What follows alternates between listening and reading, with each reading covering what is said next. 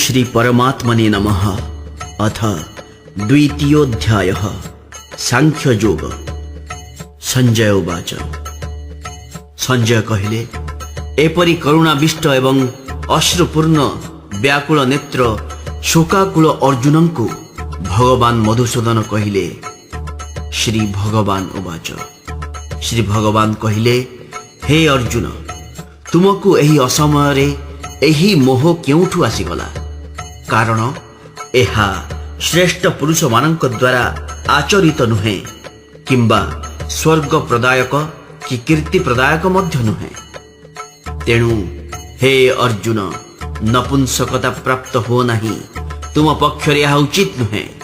हे शत्रुतापन, हृदयर तुच्छ दुर्बलता त्याग करी युद्ध करने ठिया होई जाओ। अर्जुन उवाच। अर्जुन कहिले, हे मधुसूदन, रणभूमि भीष्म पितामह और द्रोणाचार्य विरुद्ध रे मु किपरि बाण मारी लड़िबी?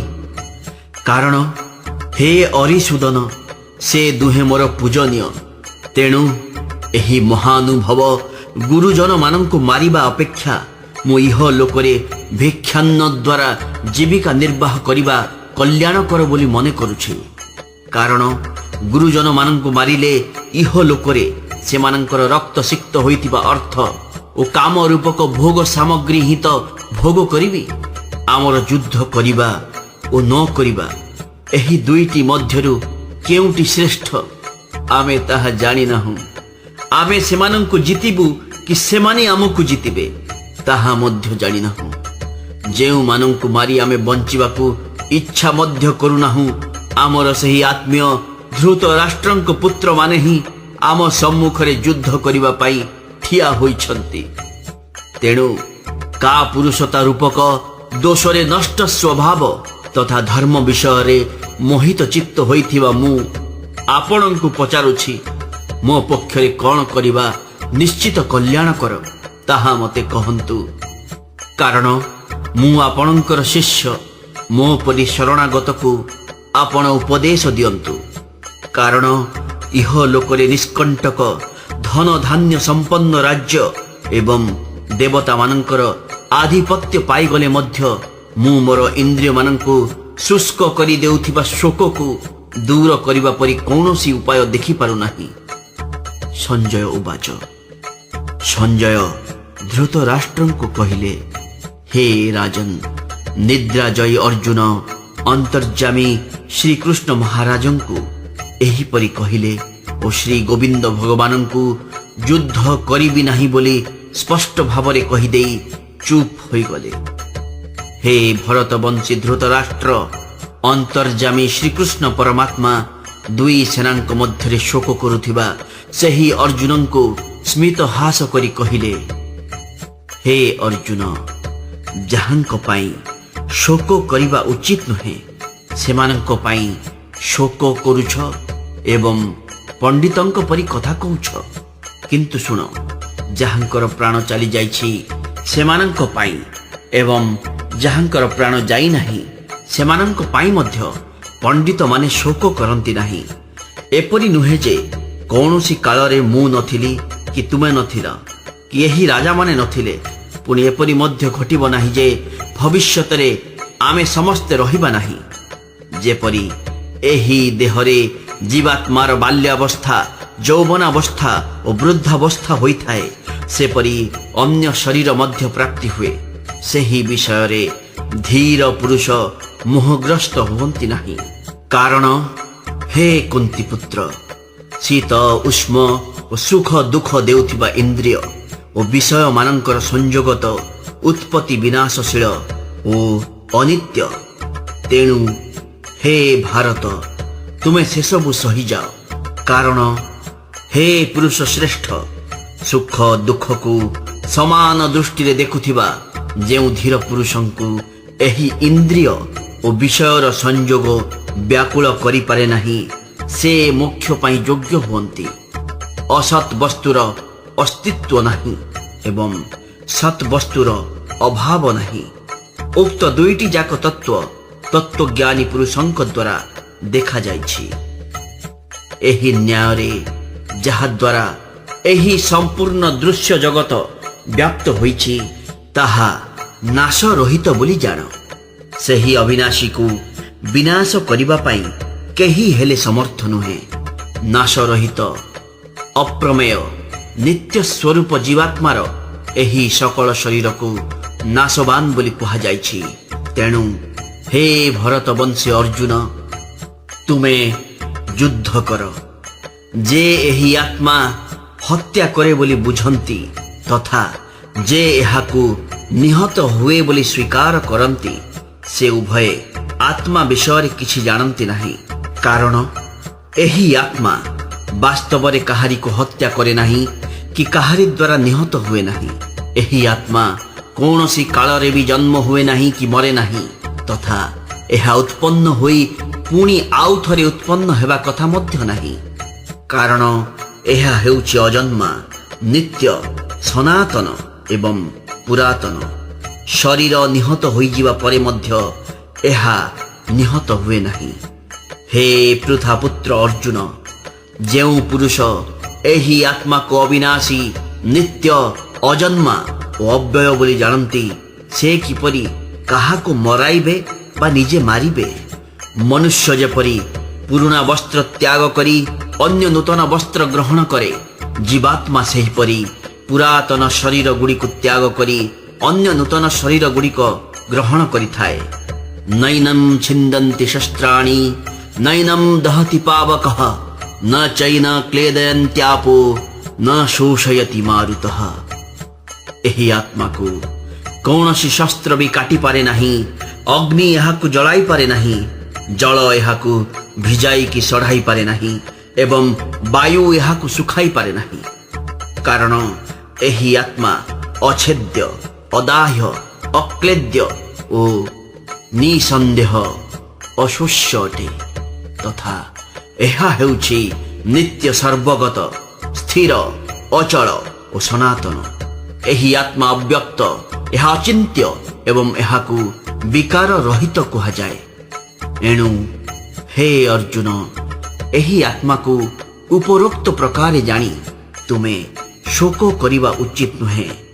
ପକ୍ଷାନ୍ତରେ ଯଦି ତୁମେ ଏହି ଆତ୍ମାକୁ ନିତ୍ୟ ଜନ୍ମ ହେଉଛି ଏବଂ ନିତ୍ୟ ମରୁଛି ବୋଲି ସ୍ୱୀକାର କରୁଥାଅ, ତଥାପି ହେ ମହାବାହୁ, ତୁମେ ଏପରି ଶୋକ କରିବା ଉଚିତ ନୁହେଁ। କାରଣ ଏହି ମାନ୍ୟତା ଅନୁସାରେ ଜନ୍ମ ହୋଇଥିବା ଲୋକର ମୃତ୍ୟୁ ନିଶ୍ଚିତ ଏବଂ ମରିଥିବା ଲୋକର ଜନ୍ମ ନିଶ୍ଚିତ। ଏହି ହେତୁ ମଧ୍ୟ ଯାହା ଅନିବାର୍ଯ୍ୟ ସେହି ବିଷୟରେ ତୁମେ ଶୋକ କରିବା ଉଚିତ ନୁହେଁ। ହେ ଅର୍ଜୁନ, ସମସ୍ତ ପ୍ରାଣୀ ଜନ୍ମ ହେବା ପୂର୍ବରୁ ଅପ୍ରକଟ ହୋଇ ରହିଥାନ୍ତି ଏବଂ ମୃତ୍ୟୁ ପରେ ମଧ୍ୟ ଅପ୍ରକଟ ହୋଇଯାଆନ୍ତି। ସେମାନେ କେବଳ ଏହି ମଧ୍ୟବର୍ତ୍ତୀ କାଳରେ ହିଁ ପ୍ରକଟ ହୁଅନ୍ତି। ଏପରି ସ୍ଥିତିରେ ଶୋକ କରିବା କାହିଁକି? କୌଣସି ଜଣେ ମହାପୁରୁଷ ହିଁ ଏହି ଆତ୍ମାକୁ ଆଶ୍ଚର୍ଯ୍ୟ ପରି ଦେଖନ୍ତି ଏବଂ ସେହିପରି ଅନ୍ୟ କେହି ମହାପୁରୁଷ ଏହାର ତତ୍ତ୍ୱକୁ ଆଶ୍ଚର୍ଯ୍ୟ ପରି ବର୍ଣ୍ଣନା କରନ୍ତି ତଥା ଅନ୍ୟ କେହି ଅଧିକାରୀ ପୁରୁଷ ଏହାକୁ ଆଶ୍ଚର୍ଯ୍ୟ ପରି ଶୁଣନ୍ତି ଏବଂ କେହି କେହି ଶୁଣି ମଧ୍ୟ ଏହାକୁ ଜାଣିପାରନ୍ତି ନାହିଁ। ହେ ଅର୍ଜୁନ, ଏହି ଆତ୍ମା ସମସ୍ତଙ୍କ ଶରୀରରେ ସର୍ବଦା ଅବଧ୍ୟ। ତେଣୁ ସକଳ ପ୍ରାଣୀଙ୍କ ପାଇଁ ତୁମେ ଶୋକ କରିବା ଉଚିତ ନୁହେଁ। ପୁଣି ନିଜର ଧର୍ମ ଦୃଷ୍ଟିରୁ ବି ତୁମେ ଭୟ କରିବା ଉଚିତ ନୁହେଁ। କାରଣ କ୍ଷତ୍ରିୟ ନିମନ୍ତେ ଧର୍ମଯୁଦ୍ଧ ଠାରୁ ବଳି କଲ୍ୟାଣକର କର୍ତ୍ତବ୍ୟ ଆଉ କିଛି ନାହିଁ। ହେ ପାର୍ଥ, ସ୍ୱତଃ ପ୍ରାପ୍ତ ହୋଇଥିବା ଏବଂ ଉନ୍ମୁକ୍ତ ସ୍ୱର୍ଗଦ୍ୱାର ରୂପକ ଏହିପରି ଯୁଦ୍ଧ ଭାଗ୍ୟବାନ କ୍ଷତ୍ରିୟମାନେ ହିଁ ଲାଭ କରନ୍ତି। କିନ୍ତୁ ଯଦି ତୁମେ ଏହି ଧର୍ମମୟ ଯୁଦ୍ଧ ନ କରିବ, ତେବେ ସ୍ୱଧର୍ମ ଓ ସୁଯଶ ହରାଇ ପାପ ଭାଗୀ ହେବ ତଥା ସମସ୍ତେ ଦୀର୍ଘକାଳ ଧରି ତୁମର ଅପକୀର୍ତ୍ତି ବି ଆଲୋଚନା କରିବେ ଏବଂ ସମ୍ମାନନୀୟ ପୁରୁଷମାନଙ୍କ ନିମନ୍ତେ ଅପକୀର୍ତ୍ତି ହେଉଛି ମରଣ ଠାରୁ ବଳି ଦୁଃଖଦାୟକ। ଏବଂ ଯେଉଁମାନଙ୍କ ଦୃଷ୍ଟିରେ ତୁମେ ବିଶେଷ ରୂପେ ସମ୍ମାନିତ ହୋଇସାରିଛ, ସେମାନଙ୍କ ଦୃଷ୍ଟିରେ ବର୍ତ୍ତମାନ ହୀନ ହୋଇଯିବ। ସେହି ମହାରଥୀମାନେ ମନେ କରିବେ ଯେ ତୁମେ ଭୟଭୀତ ହୋଇ ଯୁଦ୍ଧରୁ ଓହରିଗଲ। ତୁମର ଶତ୍ରୁମାନେ ତୁମର ସାମର୍ଥ୍ୟକୁ ନିନ୍ଦା କରିବେ ତୁମକୁ ବହୁ ଅକଥ୍ୟ ବଚନ ମଧ୍ୟ କହିବେ। ତାଠାରୁ ବଳି ଦୁଃଖର ବିଷୟ ଆଉ କଣ ହୋଇପାରେ? ତୁମେ ଯୁଦ୍ଧରେ ନିହତ ହେଲେ ସ୍ୱର୍ଗ ପାଇବ, ନାହିଁ ତ ଯୁଦ୍ଧରେ ଜୟୀ ହେଲେ ଭୂମଣ୍ଡଳର ରାଜ୍ୟ ଭୋଗ କରିବ। ତେଣୁ ହେ ଅର୍ଜୁନ, ତୁମେ ଯୁଦ୍ଧ କରିବାକୁ ସଂକଳ୍ପବଦ୍ଧ ହୋଇ ଦଣ୍ଡାୟମାନ ହୋଇଯାଅ। ଜୟ ପରାଜୟ, ଲାଭ କ୍ଷତି ଓ ସୁଖ ଦୁଃଖକୁ ସମାନ ମନେକରି ଏଥର ତୁମେ ଯୁଦ୍ଧ କରିବାକୁ ପ୍ରସ୍ତୁତ ହୋଇଯାଅ। ଏହିପରି ଯୁଦ୍ଧ କଲେ ତୁମେ ପାପ ଭାଗୀ ହେବ ନାହିଁ। ହେ ପାର୍ଥ, ଏହି ବୁଦ୍ଧି ତୁମକୁ ଜ୍ଞାନ ଯୋଗ ଦୃଷ୍ଟିରୁ କୁହାଗଲା। ବର୍ତ୍ତମାନ ତୁମେ ଏହାକୁ କର୍ମ ଯୋଗ ଦୃଷ୍ଟିରୁ ଶୁଣ। ଏହି ବୁଦ୍ଧିରେ ଯୁକ୍ତ ହେଲେ ତୁମେ କର୍ମ ବନ୍ଧନକୁ ଭଲ ରୂପେ ତ୍ୟାଗ କରିଦେଇ ପାରିବ, ଅର୍ଥାତ୍ କର୍ମ ବନ୍ଧନକୁ ସର୍ବଥା ନଷ୍ଟ କରିଦେଇ ପାରିବ। ଏହି କର୍ମ ଯୋଗରେ ଆରମ୍ଭର ଅର୍ଥାତ୍ ବୀଜର ନାଶ ହୁଏ ନାହିଁ ଏବଂ ବିପରୀତ ଫଳ ରୂପକ ଦୋଷ ମଧ୍ୟ ଏଥିରେ ହୁଏ ନାହିଁ। ବରଂ ଏହି କର୍ମଯୋଗ ରୂପକ ଧର୍ମର ସାମାନ୍ୟ ମାତ୍ର ସାଧନା ବି ଜନ୍ମ ମୃତ୍ୟୁ ରୂପକ ବିରାଟ ଭୟରୁ ରକ୍ଷା କରିଦିଏ। ହେ ଅର୍ଜୁନ, ଏହି କର୍ମଯୋଗରେ ନିଶ୍ଚୟାତ୍ମିକା ବୁଦ୍ଧି ଗୋଟିଏ ମାତ୍ର ହୁଏ, କିନ୍ତୁ ଅସ୍ଥିର ବିଚାର ଯୁକ୍ତ ବିବେକହୀନ ସକାମ ମନୁଷ୍ୟମାନଙ୍କର ବୁଦ୍ଧି ନିଶ୍ଚିତ ଭାବରେ ବହୁ ପ୍ରକାର ଓ ଅସଂଖ୍ୟ ହୁଏ। ହେ ଅର୍ଜୁନ, ଯେଉଁମାନେ ଭୋଗରେ ବୁଡ଼ି ରହିଛନ୍ତି, ଯେଉଁମାନେ କର୍ମ ଫଳର ପ୍ରଶଂସା କରୁଥିବା ବେଦ ବାକ୍ୟରେ ପ୍ରୀତି ରଖନ୍ତି, ଯେଉଁମାନଙ୍କର ବୁଦ୍ଧିରେ ସ୍ୱର୍ଗ ହିଁ ପରମ ପ୍ରାପ୍ୟ ବସ୍ତୁ ଏବଂ ଯେଉଁମାନେ ସ୍ୱର୍ଗରୁ ବଳି ଅନ୍ୟ କୌଣସି ବସ୍ତୁ ନାହିଁ ବୋଲି କହନ୍ତି, ସେହି ଅବିବେକୀମାନେ ଭୋଗ ଐଶ୍ୱର୍ଯ୍ୟ ପ୍ରାପ୍ତି ନିମନ୍ତେ ଜନ୍ମ ରୂପକ କର୍ମ ଫଳ ଦେଉଥିବା କ୍ରିୟାବହୁଳ ଶ୍ରୁତି ମଧୁର ସୁନ୍ଦର ପୁଷ୍ପିତ ବାଣୀ କହନ୍ତି। ସେହିପରି ବାଣୀ ଦ୍ୱାରା ଯେଉଁମାନଙ୍କର ଚିତ୍ତ ହରଣ ହୋଇଯାଇଛି, ଯେଉଁମାନେ ଭୋଗ ଓ ଐଶ୍ୱର୍ଯ୍ୟରେ ଅତ୍ୟନ୍ତ ଆସକ୍ତ, ସେହି ପୁରୁଷମାନଙ୍କର ପରମାତ୍ମାଙ୍କଠାରେ ନିଶ୍ଚୟାତ୍ମିକା ବୁଦ୍ଧି ହୁଏ ନାହିଁ। ହେ ଅର୍ଜୁନ, ବେଦ ଉପରୋକ୍ତ ପ୍ରକାରେ ତିନି ଗୁଣର କାର୍ଯ୍ୟରୂପୀ ସମସ୍ତ ଭୋଗ ଏବଂ ସେସବୁର ସାଧନା ମାନଙ୍କର ପ୍ରତିପାଦନ କରନ୍ତି। ତୁମେ ସେସବୁ ଭୋଗ ଏବଂ ସେସବୁ ଭୋଗର ସାଧନାରେ ଆସକ୍ତି ତ୍ୟାଗ କର। ହର୍ଷ ଶୋକାଦି ଦ୍ୱନ୍ଦ୍ୱରୁ ରହିତ ହୋଇଯାଅ। ନିତ୍ୟ ବସ୍ତୁ ପରମାତ୍ମାରେ ଅବସ୍ଥିତ ହୋଇ ଯୋଗକ୍ଷେମ ନ ଚାହିଁ ସ୍ୱାଧୀନ ଅନ୍ତଃକରଣ ଯୁକ୍ତ ହୋଇଯାଅ। ସବୁ ଦିଗରୁ ପରିପୂର୍ଣ୍ଣ ଜଳାଶୟଟିଏ ପାଇଗଲେ ଛୋଟ ଜଳାଶୟରେ ମନୁଷ୍ୟର ଯେତିକି ପ୍ରୟୋଜନ ରହେ, ବ୍ରହ୍ମଜ୍ଞାନ ଲାଭ କରିଥିବା ବ୍ରାହ୍ମଣଙ୍କର ସମସ୍ତ ବେଦରେ ସେତିକି ପ୍ରୟୋଜନ ରହିଥାଏ। କର୍ମଣ୍ୟେ ବାଧିକାରସ୍ତେ ମା ଫଳେଷୁ କଦାଚନ ମା କର୍ମଫଳ ହେତୁର୍ଭୂର୍ମାତେ ସଙ୍ଗୋସ୍ତ୍ୱ କର୍ମଣି। କର୍ମ କରିବାରେ ହିଁ ତୁମର ଅଧିକାର ରହିଛି। କର୍ମର ଫଳ ଉପରେ ତୁମର କଦାପି ଅଧିକାର ନାହିଁ। ତେଣୁ ତୁମେ କର୍ମ ଫଳର କାରଣ ହୁଅ ନାହିଁ, ତଥା ତୁମର କର୍ମ ନ କରିବାରେ ବି ଆସକ୍ତି ନ ହେଉ। ହେ ଧନଞ୍ଜୟ, ତୁମେ ଆସକ୍ତି ତ୍ୟାଗ କରି ତଥା ସିଦ୍ଧି ଓ ଅସିଦ୍ଧିରେ ସମାନ ବୁଦ୍ଧି ରଖି ଯୋଗସ୍ଥ ହୋଇ କର୍ତ୍ତବ୍ୟ କର୍ମ କର। ସମତ୍ୱକୁ ହିଁ ଯୋଗ କୁହାଯାଏ।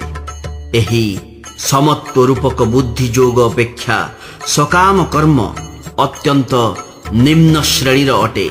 ତେଣୁ ହେ ଧନଞ୍ଜୟ, ତୁମେ ସମବୁଦ୍ଧିରେ ହିଁ ରକ୍ଷାର ଉପାୟ ଖୋଜ, ଅର୍ଥାତ୍ ବୁଦ୍ଧି ଯୋଗର ହିଁ ଆଶ୍ରୟ ଗ୍ରହଣ କର। କାରଣ ଫଳର କାରଣ ହେଉଥିବା ଲୋକେ ଅତ୍ୟନ୍ତ ଦୀନ। ସମବୁଦ୍ଧିଯୁକ୍ତ ପୁରୁଷ ପୁଣ୍ୟ ଓ ପାପ ଉଭୟକୁ ଇହଲୋକରେ ତ୍ୟାଗ କରିଦିଅନ୍ତି, ଅର୍ଥାତ୍ ସେଥିରୁ ମୁକ୍ତ ହୋଇଯାଆନ୍ତି।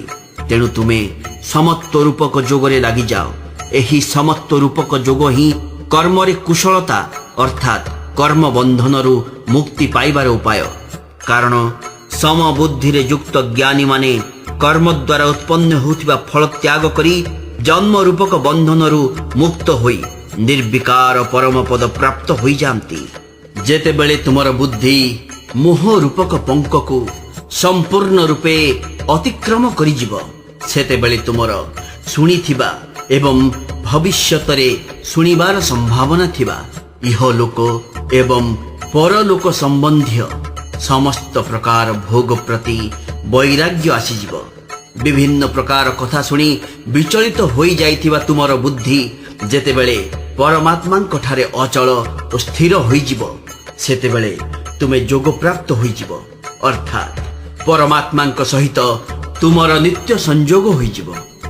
ଅର୍ଜୁନ ଉବାଚ। ଅର୍ଜୁନ କହିଲେ, ହେ କେଶବ, ପରମାତ୍ମା ପ୍ରାପ୍ତ ସ୍ଥିର ବୁଦ୍ଧି ପୁରୁଷଙ୍କ ଲକ୍ଷଣ କ'ଣ? ସେହି ସ୍ଥିର ବୁଦ୍ଧି ପୁରୁଷ କିପରି ବଚନ କହନ୍ତି, କିପରି ବସନ୍ତି ଏବଂ କିପରି ଚଳନ୍ତି? ଶ୍ରୀ ଭଗବାନ ଉବାଚ। ଭଗବାନ କହିଲେ, ହେ ଅର୍ଜୁନ, ଯେତେବେଳେ ଏହି ପୁରୁଷ ମନ ମଧ୍ୟରେ ଥିବା ସମସ୍ତ କାମନା ପୂର୍ଣ୍ଣ ରୂପେ ତ୍ୟାଗ କରିଦିଅନ୍ତି ଏବଂ ଆତ୍ମା ଦ୍ୱାରା ଆତ୍ମାରେ ହିଁ ସନ୍ତୁଷ୍ଟ ହୋଇ ରହନ୍ତି, ସେତେବେଳେ ତାଙ୍କୁ ସ୍ଥିତ ପ୍ରଜ୍ଞ ବୋଲି କୁହାଯାଏ। ଦୁଃଖ ଆସିଗଲେ ବି ଯାହାଙ୍କ ମନରେ ଉଦ୍ବେଗ ଜାତ ହୁଏ ନାହିଁ, ସୁଖ ମିଳିଗଲେ ବି ଯେ ସର୍ବଥା ନିଷ୍ପୃହ ରହନ୍ତି, ଯାହାଙ୍କର ରାଗ ଭୟ ଓ କ୍ରୋଧ ନଷ୍ଟ ହୋଇଯାଇଛି, ସେପରି ମୁନିଙ୍କୁ ସ୍ଥିର ବୁଦ୍ଧି କୁହାଯାଏ। ଯେଉଁ ପୁରୁଷ ସର୍ବତ୍ର ଅନାସକ୍ତ ହୋଇ ଶୁଭ ବସ୍ତୁ ପାଇଲେ ପ୍ରସନ୍ନ ହୁଅନ୍ତି ନାହିଁ କି ଅଶୁଭ ବସ୍ତୁ ପାଇଲେ ଦ୍ୱେଷ କରନ୍ତି ନାହିଁ, ତାଙ୍କର ବୁଦ୍ଧି ସ୍ଥିର ଏବଂ କଇଁଛ ଯେପରି ନିଜ ଅଙ୍ଗ ପ୍ରତ୍ୟଙ୍ଗ ଗୁଡ଼ିକୁ ସବୁ ଦିଗରୁ ସଂକୁଚିତ କରି ଆଣେ, ଏହି ପୁରୁଷ ଯେତେବେଳେ ଠିକ୍ ସେହିପରି ନିଜ ଇନ୍ଦ୍ରିୟମାନଙ୍କୁ ଇନ୍ଦ୍ରିୟାଗ୍ରାହ୍ୟ ବିଷୟମାନଙ୍କରୁ ସକଳ ପ୍ରକାରେ ହଟାଇ ଆଣନ୍ତି, ସେତେବେଳେ ତାଙ୍କର ବୁଦ୍ଧି ସ୍ଥିର ବୋଲି ଜାଣିବ। ଇନ୍ଦ୍ରିୟମାନଙ୍କ ଦ୍ୱାରା ବିଷୟମାନଙ୍କୁ ଗ୍ରହଣ କରୁନଥିବା ପୁରୁଷର କେବଳ ବିଷୟମାନେ ନିବୃତ୍ତ ହୋଇଯାଆନ୍ତି। ବିଷୟ ଭୋଗ ପ୍ରତି ରହିଥିବା ଆସକ୍ତି ନିବୃତ୍ତ ହୁଏ ନାହିଁ, କିନ୍ତୁ ପରମାତ୍ମାଙ୍କର ସାକ୍ଷାତକାର କରିଥିବାରୁ ଏହି ସ୍ଥିତ ପ୍ରଜ୍ଞ ପୁରୁଷଙ୍କର ତ ଆସକ୍ତି ବି ନିବୃତ୍ତ ହୋଇଯାଇଥାଏ। ହେ ଅର୍ଜୁନ, ଆସକ୍ତି ନାଶ ନ ହୋଇଥିବାରୁ ଏହି ପ୍ରମଥନ ସ୍ୱଭାବ ବିଶିଷ୍ଟ ଇନ୍ଦ୍ରିୟମାନେ ଯତ୍ନଶୀଳ ବୁଦ୍ଧିମାନ ପୁରୁଷଙ୍କ ମନକୁ ମଧ୍ୟ ବଳପୂର୍ବକ ହରଣ କରିନିଅନ୍ତି। ତେଣୁ ସାଧକଙ୍କ ପକ୍ଷରେ ଏହା ଆବଶ୍ୟକ ଯେ ତାଙ୍କୁ ସକଳ ଇନ୍ଦ୍ରିୟ ବଶ କରି ସମାହିତ ଚିତ୍ତ ହୋଇ ମୋର ପରାୟଣ ହୋଇ ଧ୍ୟାନରେ ବସିବାକୁ ପଡ଼ିବ। କାରଣ ଯେଉଁ ପୁରୁଷଙ୍କ ଇନ୍ଦ୍ରିୟମାନେ ବଶୀଭୂତ ହୋଇଥାନ୍ତି, ତାଙ୍କର ବୁଦ୍ଧି ସ୍ଥିର ହୋଇଥାଏ। ବିଷୟ ଚିନ୍ତନ କରୁଥିବା ପୁରୁଷର ସେହି ବିଷୟମାନଙ୍କରେ ଆସକ୍ତି ହୋଇଥାଏ। ଆସକ୍ତିରୁ ସେହି ବିଷୟମାନଙ୍କ ପ୍ରତି କାମନା ଉତ୍ପନ୍ନ ହୋଇଯାଏ ଏବଂ କାମନାରେ ବାଧା ଉପୁଜିଲେ କ୍ରୋଧ ଜାତ ହୋଇଯାଏ। କ୍ରୋଧରୁ ଅତ୍ୟନ୍ତ ମୂଢ଼ ଭାବ ଉତ୍ପନ୍ନ ହୋଇଯାଏ। ମୂଢ଼ ଭାବରୁ ସ୍ମୃତି ଭ୍ରମ ହୋଇଯାଏ। ସ୍ମୃତି ବିଭ୍ରମ ହେବାରୁ ବୁଦ୍ଧି ଅର୍ଥାତ୍ ଜ୍ଞାନ ଶକ୍ତି ନାଶ ହୋଇଯାଏ ଏବଂ ବୁଦ୍ଧି ନାଶ ହେବାରୁ ସେହି ପୁରୁଷ ନିଜର ସ୍ଥିତିରୁ ତଳକୁ ଖସି ପଡ଼େ। କିନ୍ତୁ ଅନ୍ତଃକରଣକୁ ନିଜର ଅଧୀନ କରିଥିବା ସାଧକ ନିଜ ବଶରେ ରଖିଥିବା ରାଗ ଦ୍ୱେଷ ରହିତ ଇନ୍ଦ୍ରିୟମାନଙ୍କ ଦ୍ୱାରା ବିଷୟମାନଙ୍କରେ ବିଚରଣ କରି ମଧ୍ୟ ଅନ୍ତଃକରଣର ପ୍ରସନ୍ନତା ଲାଭ କରନ୍ତି। ଅନ୍ତଃକରଣର ପ୍ରସନ୍ନତା ଆସିବା ଫଳରେ ତାଙ୍କର ସମସ୍ତ ଦୁଃଖ ବିନାଶ ହୋଇଯାଏ ଏବଂ ସେହି ପ୍ରସନ୍ନ ଚିତ୍ତ କର୍ମଯୋଗୀଙ୍କ ବୁଦ୍ଧି ଶୀଘ୍ର ହିଁ ସକଳ ଦିଗରୁ ଅପସରି ଆସି ଏକ ପରମାତ୍ମାଙ୍କ ଠାରେ ଭଲ ଭାବରେ ସ୍ଥିର ହୋଇଯାଏ। ମନ ଓ ଇନ୍ଦ୍ରିୟମାନଙ୍କୁ ଜୟ କରିନଥିବା ମନୁଷ୍ୟର ନିଶ୍ଚୟାତ୍ମିକା ବୁଦ୍ଧି ହୁଏ ନାହିଁ ଏବଂ ସେପରି ଅଯୁକ୍ତ ମନୁଷ୍ୟର ଅନ୍ତଃକରଣରେ ଆସ୍ତିକ ଭାବନା ବି ଆସେ ନାହିଁ। ଆସ୍ତିକ ଭାବନା ନଥିବା ମନୁଷ୍ୟକୁ ଶାନ୍ତି ମିଳେ ନାହିଁ। ଶାନ୍ତି ରହିତ ମନୁଷ୍ୟକୁ ସୁଖ ବା କେଉଁଠୁ ମିଳିବ? କାରଣ ବାୟୁ ଯେପରି ଜଳରେ ଚାଲୁଥିବା ନୌକାକୁ ହରଣ କରିନିଏ, ବିଷୟରେ ବିଚରଣ କରୁଥିବା ଇନ୍ଦ୍ରିୟମାନଙ୍କ ମଧ୍ୟରୁ ଯେଉଁ ଇନ୍ଦ୍ରିୟଟି ସହିତ ମନ ରହିଥାଏ, ସେହି ଗୋଟିକ ଇନ୍ଦ୍ରିୟ ବି ସେହିପରି ଉକ୍ତ ଅଯୁକ୍ତ ମନୁଷ୍ୟର ବୁଦ୍ଧି ହରଣ କରିନିଏ। ତେଣୁ ହେ ମହାବାହୁ, ଯେଉଁ ପୁରୁଷଙ୍କ ଇନ୍ଦ୍ରିୟମାନେ ଇନ୍ଦ୍ରିୟମାନଙ୍କର ବିଷୟମାନଙ୍କ ଠାରୁ ସକଳ ପ୍ରକାରେ ନିଗୃହୀତ ହୋଇଯାଇଥାନ୍ତି, ତାହାଙ୍କର ବୁଦ୍ଧି ସ୍ଥିର। ଯେଉଁ ପରମାନନ୍ଦ ପ୍ରାପ୍ତି ସକଳ ପ୍ରାଣୀଙ୍କ ନିମନ୍ତେ ରାତ୍ରି ସମାନ, ସେହି ନିତ୍ୟ ଜ୍ଞାନ ସ୍ୱରୂପ ପରମାନନ୍ଦ ପ୍ରାପ୍ତିରେ ସ୍ଥିତ ପ୍ରଜ୍ଞ ଯୋଗୀ ଜାଗ୍ରତ ରହନ୍ତି ଏବଂ ଯେଉଁ ନାଶବାନ ସାଂସାରିକ ସୁଖ ଲାଭରେ ସକଳ ପ୍ରାଣୀ ଜାଗ୍ରତ ରହନ୍ତି, ପରମାତ୍ମ ତତ୍ତ୍ୱ ଜାଣିଥିବା ମୁନିଙ୍କ ନିମନ୍ତେ ତାହା ରାତ୍ରି ସମାନ ଅଟେ। ବିଭିନ୍ନ ନଦୀର ଜଳ ଯେପରି ସକଳ ଦିଗରୁ ପରିପୂର୍ଣ୍ଣ ଅଚଳ ପ୍ରତିଷ୍ଠାଯୁକ୍ତ ସମୁଦ୍ରକୁ ବିଚଳିତ ନ କରି ତା ଭିତରେ ପ୍ରବେଶ କରେ, ସକଳ ଭୋଗ ବାସନା ସେହିପରି ଯେଉଁ ସ୍ଥିତ ପ୍ରଜ୍ଞ ପୁରୁଷଙ୍କଠାରେ କୌଣସି ପ୍ରକାର ବିକାର ଉତ୍ପନ୍ନ ନ କରି ପ୍ରବେଶ କରନ୍ତି, ସେହି ପୁରୁଷ ପରମ ଶାନ୍ତି ପ୍ରାପ୍ତ ହୁଅନ୍ତି। ଭୋଗ ଚାହୁଁଥିବା ଲୋକ ତାହା ପାଏ ନାହିଁ। ଯେଉଁ ପୁରୁଷ ସମସ୍ତ କାମନା ତ୍ୟାଗ କରି ମମତା ରହିତ, ଅହଙ୍କାର ରହିତ ଏବଂ ସ୍ପୃହା ରହିତ ହୋଇ ବିଚରଣ କରନ୍ତି, ସେ ହିଁ ଶାନ୍ତି ପ୍ରାପ୍ତ ହୁଅନ୍ତି, ଅର୍ଥାତ୍ ଶାନ୍ତି ଲାଭ କରିଥାନ୍ତି। ହେ ଅର୍ଜୁନ, ଏହା ହେଉଛି ବ୍ରହ୍ମ ପ୍ରାପ୍ତ ହୋଇଥିବା ପୁରୁଷଙ୍କ ସ୍ଥିତି। ଏହି ସ୍ଥିତି ପ୍ରାପ୍ତ ହୋଇ ଯୋଗୀ କେବେ ହେଲେ ମୋହିତ ହୁଅନ୍ତି ନାହିଁ ଏବଂ ଅନ୍ତଃ କାଳରେ ମଧ୍ୟ ଏହି ବ୍ରାହ୍ମୀ ସ୍ଥିତିରେ ଅବସ୍ଥିତ ହୋଇ ସେ ବ୍ରହ୍ମାନନ୍ଦ ପ୍ରାପ୍ତ ହୁଅନ୍ତି। ଓମ୍ ତତ୍ସଦିତି ଶ୍ରୀ ଭଗବଦ୍ଗୀତା ସୁପନିଷତ୍ସୁ ବ୍ରହ୍ମ ବିଦ୍ୟାୟାଂ ଯୋଗଶାସ୍ତ୍ରେ ଶ୍ରୀକୃଷ୍ଣାର୍ଜୁନ ସମ୍ବାଦେ ସାଂଖ୍ୟ ଯୋଗ नाम 2 अध्यायः।